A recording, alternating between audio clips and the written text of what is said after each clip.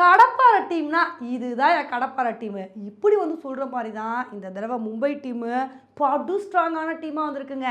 இன்றைக்கி நம்ம வீடியோவில் இந்த மும்பை டீமை பற்றி தான் வந்து பார்க்க போகிறோம். ஃபஸ்ட்டு மும்பை டீமோட பிளேயிங் 11 எப்படி இருக்கும் அப்படின்றத வந்து பார்த்துடலாம். மும்பை டீமை பொறுத்த வரைக்கும் ஓப்பனிங்கில் ரோஹித் சர்மா, ரெக்கல்டன் இவங்க 2 பேர் தாங்க களமிறங்குறதுக்கு நிறைய சான்சஸ் வந்து இருக்குது. அதுக்கப்புறம் ஒன் டவுனில் மும்பை ஆசைப்பட்டு எடுத்த வில் ஜாக்ஸ் வந்து களமிறங்க வாய்ப்பு இருக்குது.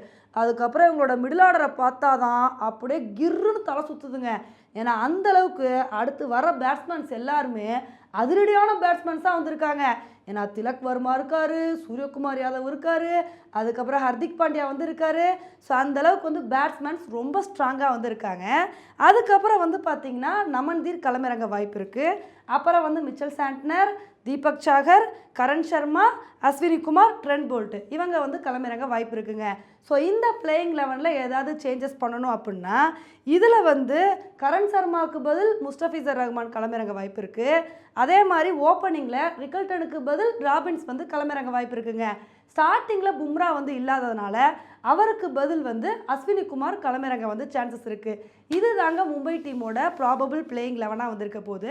மேக்ஸிமம் இதில் நிறைய சேஞ்சஸ் வந்து இருக்க வாய்ப்பு இருக்குது. இதில் என்ன மாதிரி சேஞ்சஸ் இருக்க போகுது அப்படின்றத பொறுத்து வந்து பார்க்கலாம். உண்மையிலே மும்பை டீமை மொத்தமாக பார்க்கும்போது இதில் கொஞ்சம் கூட குறையே இருக்கிற மாதிரி தெரிலங்க. ஏன்னா பேட்டிங்கும் படு ஸ்ட்ராங்காக இருக்குது, பவுலிங்கும் ஃபாஸ்ட் பவுலர்ஸும் நல்லா இருக்காங்க, ஸ்பின்னர்ஸும் நல்லா இருக்காங்க. அதனால் ஓவராலாக பார்க்கும்போது மும்பை டீம் வந்து பயங்கர ஸ்ட்ராங்காக வந்திருக்குங்க. இவங்க எப்படியும் பிளே ஆஃப்க்கு போயிடுவாங்க அப்படின்னு தான் நமக்கு தோணுது. என்ன மும்பை டீமில் ஒரே ஒரு சின்ன குறைன்னு சொல்லணும் அப்படின்னா திஷ்டிப்பட்ட மாதிரி பும்ராவுக்கு இன்ஜுரினால இவர் ஸ்டார்டிங் லெவல் மேட்சஸ் வந்து விளையாட மாட்டார். இது மட்டும்தாங்க மும்பை டீமில் வந்து குறை, மற்ற எதுவுமே குறையில்லை. உண்மையிலே போன தடவை மும்பை டீம் நொந்து போயிட்டாங்க. கடைசி இடத்த பிடிச்சனால மும்பை ஃபேன்ஸ் வந்து மும்பை டீமை வறுத்தெடுத்தாங்க.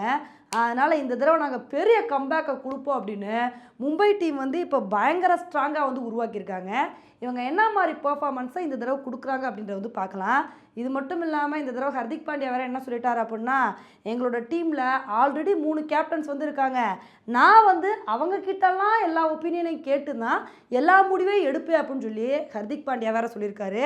ஏன்னா போன தடவை திடுதுப்புன்னு மும்பையோட கேப்டனாக ஹர்திக் பாண்டியா ஆனனால எக்கச்சக்கமான விமர்சனங்களை ஹர்திக் பாண்டியா வந்து சந்திச்சாருங்க. ஆனால் இப்போதைக்கு மும்பை டீமில் எந்த பிரச்சனையும் இல்லாமல் எல்லாருமே ஒற்றுமையாக இருக்கிற மாதிரி தான் வந்து தெரியுது. உண்மையிலே இவங்க எல்லாரும் சேர்ந்து ஒற்றுமையாக விளையாட ஆரம்பித்தா எப்படி தான் இதை மற்ற டீம் தாங்கிக்க போகிறாங்களோ தெரியல. ஓகே ஃப்ரெண்ட்ஸ், மும்பை டீமை பற்றி நீங்கள் என்ன நினைக்கிறீங்க அப்படின்றத என்னோட கமெண்ட் செக்ஷனில் வந்து போடுங்க. இதே மாதிரி இன்னொரு வீடியோவில் உங்களை வந்து மீட் பண்ணுறேன். Bye friends.